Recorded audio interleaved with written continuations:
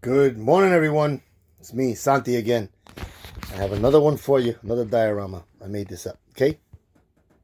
Um, of course, out of styrofoam because you find this stuff all over the place. I got these from work. Now, what is it? I'll show you right now. Boom. Check it out. It's a mountain. Now, let's take a look. Take a look right here. Of course, all layered styrofoam. What I did was, here, you'll see it here. 3 parts, right? The base, first piece of the rock, and the top of the rock. On the back side, you'll see it again. The main base, and then the 3 layers of styrofoam to make the mountain the way you want it. Right? Easy to make.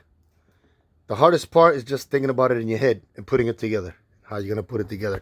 All I did was, I got the styrofoam, right? Some of the ones that I used were pretty much just flat pieces, not like this. This I might use, of course, not for this one, but maybe in the future I'll make some trees out of these and put them on there like I did for the cemetery. But this was easy. I cut it into the way I wanted, into whatever shape I wanted that I saw in my head, and I just glued them on there. These pieces here, what I did to secure them together was, of course, once I put glue on them, which is, I put the first layer, the second layer. This one here is one piece, this here, right? This is one that just hits the corner. And of course, this one here is another one that hits the corner, right? And then this one, this little bottom piece, was the triangle that was left. There's a triangle space in there. So I just shaved a piece of styrofoam, stuck it in there. Same with this here. Shaved it out. Same with this here. So once I glued them together, I stuck a piece of hard wire in there to kind of secure them against each other so they don't mess up. Now, after that, I got it on there, shaved it all up, you know. Now, when you're shaving it up and you put it into whatever shape you want, all the pieces that you cut off, save those pieces. I'll tell you why in a second. I put everything together, put into whatever position, shape I wanted. Then I shellac it, okay? Why do I shellac it? Because I want to seal it. You can't just put spray paint on it. If you put spray paint directly on this, it's going to eat it up. The spray paint will burn it all up. You know, it'll look raggedy and crappy as hell. So you put the varnish or the shellac on it to give it a seal. You seal it up. That way, when you paint it, or when you paint it, or you use regular paint on it, this doesn't happen. I had painted this one and I didn't shellac it. Right? So what happens? I'm thinking when it dried up, it just sunk in there. I mean, if you're looking at it like this, you can't see. It just looks like it collapsed on itself. But look at this. I didn't like that at all. You know? So let's put this back in there. So you shellac everything. Once I shellacked it and the shellac all dried, what I did was I spray painted it black. Okay? I spray painted it all black. Now, let me change. Let me go back a second. I said I put the shellac. The shellac was a painted on shellac. Okay? You put the brush. Why would the brush paint it on shellac? Because it goes on a little thicker once you paint it. I mean, once you put the brush shellac. Because there's regular shellac that you paint on. There's also spray paint shellac. So I put the brush shellac first. Once I put the brush shellac and it's a little thick on there, that's how I put these little pieces of rock. Okay? All these little accents and stuff like that, stones and stuff. That's how I put on those. Now, remember I said when you're shaving everything, when you shave everything and you're making this to whatever position or whatever, however way you want it to look, save those pieces of shavings, right? No matter how slim, no matter how small, no matter how junky, you shave them. Because When I put the shellac on with the brush and it's all thick, that's when I added this stuff. I put it into whatever position I wanted. I laid it down, put it on there. And the little pieces of rock, you can see those pieces there, that's also styrofoam. Okay? What I did was the little crumblies, I sprinkled those on there too, onto the thick shellac. Because that way when the shellac dries, it holds onto that styrofoam. Same with these flat pieces. Once I put those little pieces on there, and it's dry with the shellac, then I came back with the spray shellac. When you put the spray shellac on it, you're putting another coating onto whatever you threw on there. So when I put these on there that didn't have shellac, I put the spray shellac on top of that.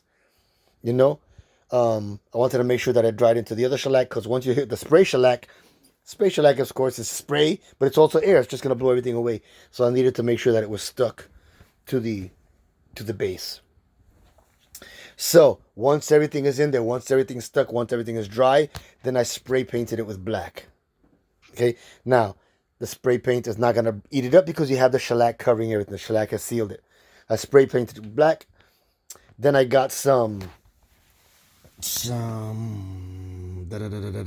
spray paint here. What's this? Sahara Desert Sands paint. Okay, I painted everything with the Sahara Desert Sand paint. Made it all that color, and this is what that color looks like. This paint right here, this Sahara Desert Sand. Boom. Okay. Once I did that and that was dry,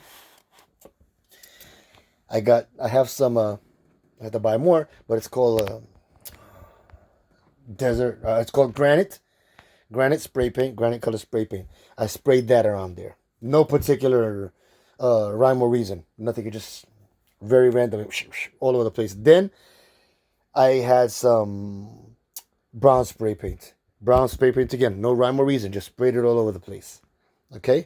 Sprayed it all, not all over the place, like randomly from here to there, here. Then I got some green paint. The can said camouflage. Obviously, it's not going to come out camouflage. 8 different colors out of one can, guy. You'd think that shit's going to happen. You're crazy. But it was like a darker green. Once I sprayed some parts here and there, then I sprayed a darker green on top of there. Okay? I think it came out pretty well. Once I did that, on top of that, of course, I sprayed a little bit more brown on there, and I let it dry. You let it dry, it's all good.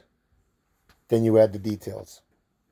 I added some of this green thing that's supposed to be moss, I guess. No, or like a very light grass. This is moss. You can see the moss there. The dark patches, that's moss. Okay, or it's supposed to be moss.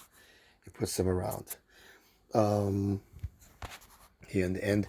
Then I added the grass, which is that. These big clumps, that would be the grass or the dry brush. Okay? Put those wherever you want, wherever you think is all cool. I kind of kept the messed up parts, or not the messed up parts.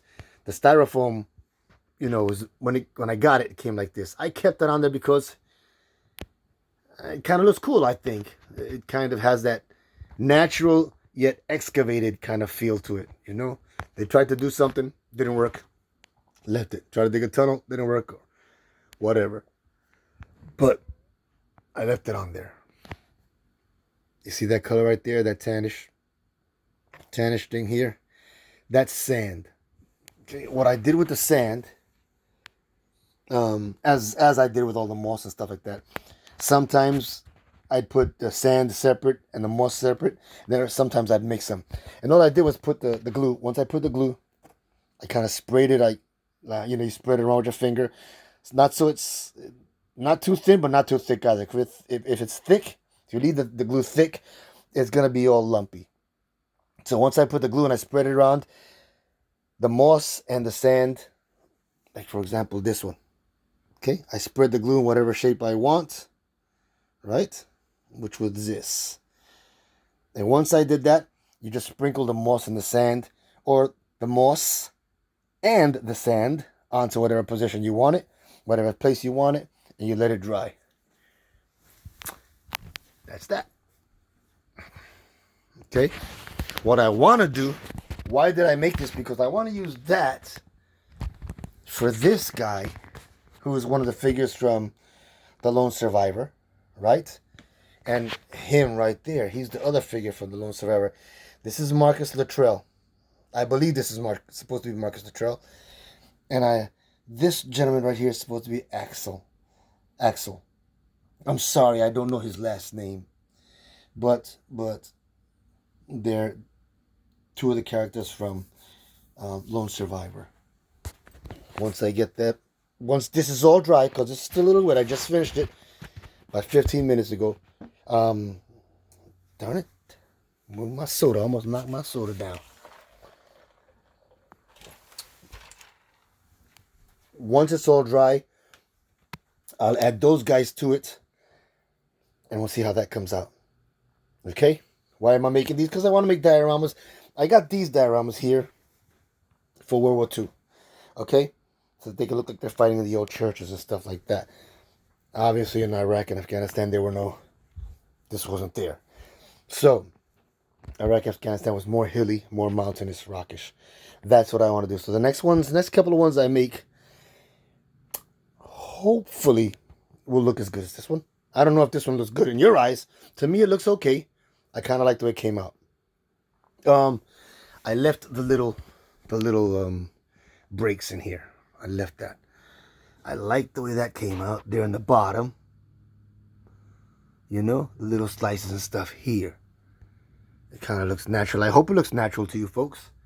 But there you have it. There you have it. Okay.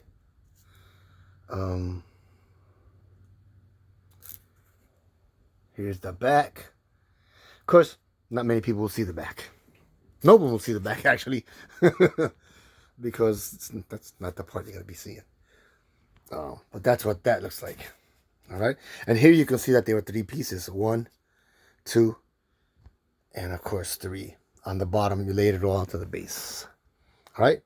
So let me do 1, 2, 3, 4, 5, 6. 6 big pieces that I had to glue together. This piece right here, I shaved it up just to add it there and make more of a rock, as I did with this piece right here, because this was flat. You can see this was flat. Goes whatever. And this one, I just added it there. You know, to keep these more stable. Once I put them on top of each other and I put glue under through each layer, I put a big piece of kind of a stiffer wire straight through so that it'll hold them. It'll hold them and they don't move around, or if I bump them while I'm doing some work, they won't shake. So that's what I did to hold those. I got a piece of wire there and there to keep that in shape. So, all right, that's it. Another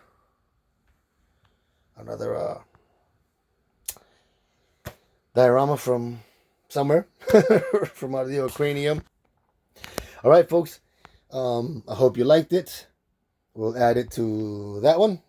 We'll add it to the rest of them there. Okay? So, if you liked it, give it a thumbs up. Give it a thumbs up. Give it a like. Tell your friends to subscribe.